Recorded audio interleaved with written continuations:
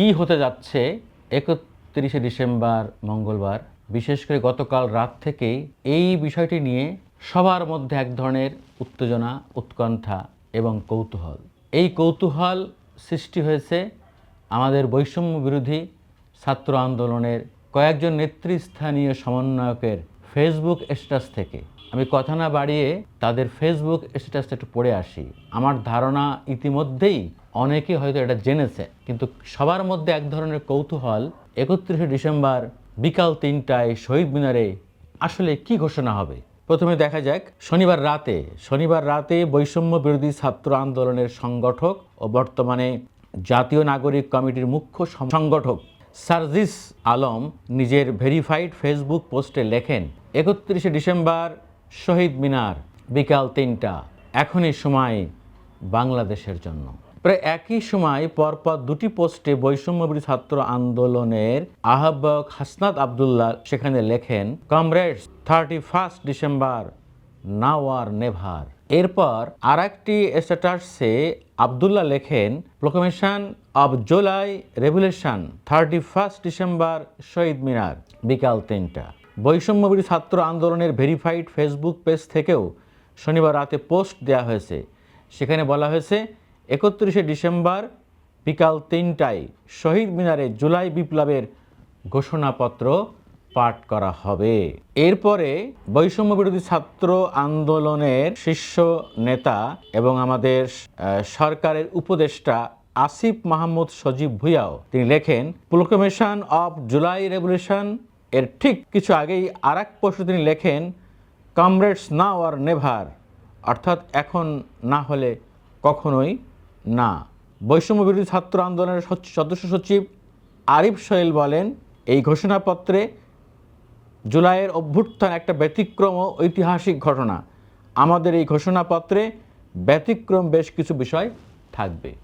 এক কথায় গতকাল রাত থেকেই সবার মধ্যে এক ধরনের কৌতূহল সৃষ্টি হয় যে আসলেই বৈষম্য বিরোধী ছাত্র আন্দোলন 31শে ডিসেম্বর মঙ্গলবার বিকাল 3টায় শহীদ মিনার থেকে কি ঘোষণাপত্র পাঠ করতে যাচ্ছেন, সেখানে কি থাকবে। এটা নিয়ে নানান জল্পনা কল্পনা শুরু হয়ে যায়, গণমাধ্যমও খোঁজখবর নিতে থাকে। তারপর মোটামুটি জানা গেছে যে তারা একটি ঘোষণাপত্র পাঠ করবেন। কেউ কেউ বলছেন যে সত্যিকারের একটি বিপ্লবী সরকার গঠিত হতে যাচ্ছে এবার, কারণ এর মধ্যেই আমাদের একজন উপদেষ্টা বলেছেন, এই সরকার কি অন্তর্বর্তীকালীন সরকার, না সাংবিধানিক সরকার, না বিপ্লবী সরকার, কোনোটি স্পষ্ট না।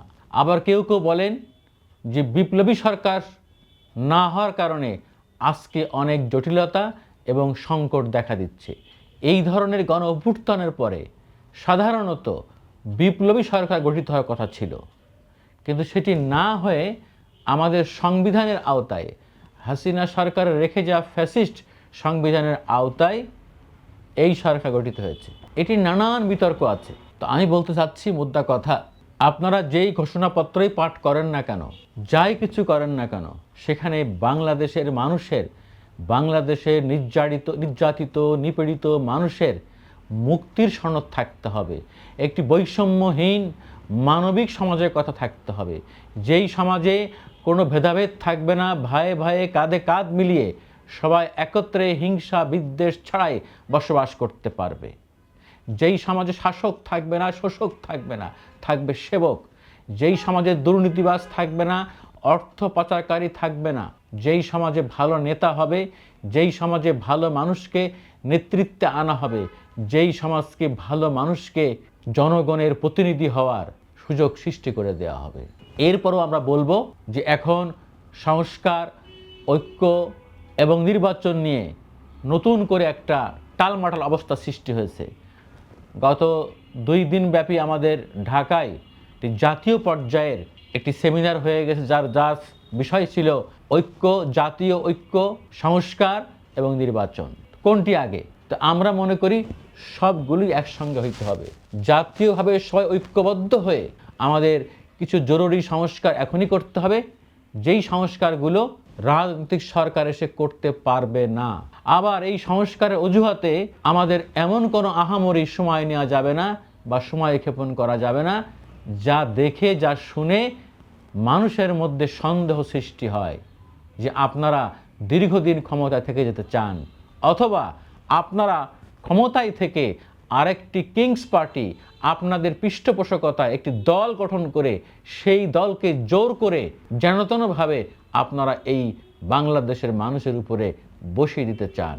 আবার সেই ধরনের সন্দেহ সৃষ্টি না হয় যে আপনারা এটি করতে যেয়ে, এইরকম একটা অবস্থা সৃষ্টি করতে যে আমাদের সেই কাঙ্ক্ষিত ভোটের অধিকার নষ্ট না হয়ে যায়।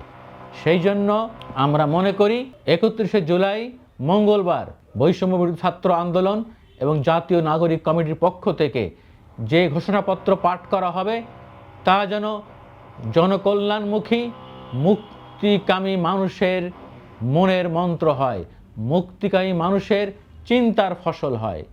আমরা চাই যে জুলাই বিপ্লবে, 36শে জুলাইয়ের বিপ্লবে যারা জীবন দিয়েছে, যারা আহত হয়েছে, যারা নেতৃত্ব দিয়েছে, তাদেরকে মানুষ, এই বাংলার মানুষ সারা জীবন আজীবন মনে রাখবে।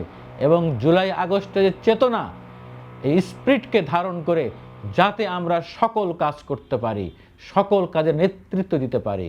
আমরা একটি সুখী সমৃদ্ধ বাংলাদেশ চাই, আমরা একটি দাসত্বমুক্ত বাংলাদেশ চাই, আমরা একটি আত্মনির্ভরশীল জাতি চাই। সেই জন্য সকল ষড়যন্ত্র রুখে দিয়ে, সকল কনস্পিরেসি রুখে দিয়ে আমাদেরকে ঐক্যবদ্ধ হতে হবে। আমি মনে করি ঐক্য হলো সবচেয়ে বেশি জরুরি, এবং সাধারণ মানুষের কথা বলতে হবে। কিভাবে দ্রুত মানুষকে স্বস্তি দেওয়া যায়, কিভাবে দ্রুত বাজারদ্রব্য নিয়ন্ত্রণে আনা যায়, কিভাবে দ্রুততার সঙ্গে ঋণ খেলাপিদের, অর্থ পাচারকারীদের ধরে গ্রেপ্তার করে শাস্তির মুখোমুখি করা যায়, এবং কিভাবে সবচেয়ে দ্রুততার সময়ে গণহত্যাকারী জালিমদেরকে আইনের মাধ্যমে বিচার করা যায়। এই বিষয়গুলো দ্রুত হতে হবে, তাহলে মানুষ আপনাদের বিশ্বাস করবে। এবং আপনাদের মধ্যে নির্বাচন নিয়ে একটি স্পষ্ট বার্তা থাকতে হবে। কেউ যেন আপনাদের সন্দেহ না করে যে আপনারা ইচ্ছাকৃতভাবে ক্ষমতায় থেকে যাওয়ার জন্য বা একটি ক্ষমতায় থেকে একটি ক্ষমতার রাজনীতিতে যাওয়ার জন্য আপনারা সময় ক্ষেপণ করছেন। আমরা চাই আমাদের বীর সন্তানেরা জুলাই আগস্টে যারা আত্মহত্যা দিয়েছেন, যারা নেতৃত্ব দিয়েছেন, সেই বিপ্লবী বৈষম্য বিরোধী ছাত্র আন্দোলনের নেতৃত্বে মঙ্গলবার বিকাল 3টায় জাতীয় শহীদ মিনার থেকে এমন একটি ঘোষণা আসবে, যে ঘোষণায় বাংলাদেশের মানুষ নতুন করে উদ্বেলিত, নতুন করে উজ্জীবিত এবং নতুন করে প্রাণ ফিরে পাবে। জয় হোক বাংলাদেশের নিপীড়িত মানুষের, জয় হোক বাংলাদেশের সকল মানুষের। আল্লাহ হাফেজ।